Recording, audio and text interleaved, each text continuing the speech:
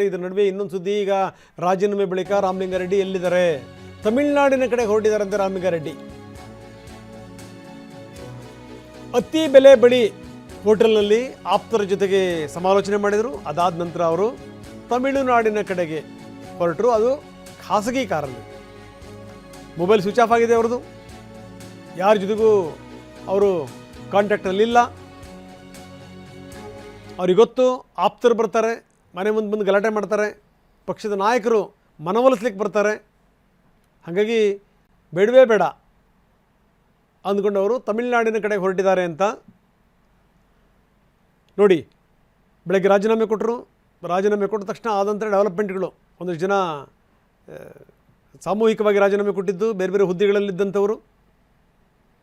ಖರ್ಗೆ ಅವರ ಮನೆಯ ಮುಂಭಾಗದಲ್ಲಿ ಹೋಗಿ ಕೆಲವರು ಗಲಾಟೆ ಮಾಡಿದ್ದು, ಘೋಷಣೆ ಹಾಕಿದ್ದು.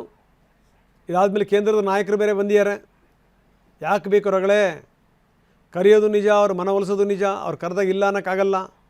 ಹಾಗಾಗಿ ನಂದೇನೋ ವೈಯಕ್ತಿಕ ಕೆಲಸ ಇತ್ತು ಅಂದ್ಕೊಂಡು ಹೊರಗಡೆ ಹೋಗುವಂಥದ್ದೇ ಬೆಟ್ರು ಅಂತ ಅನಿಸಿರಬೇಕು.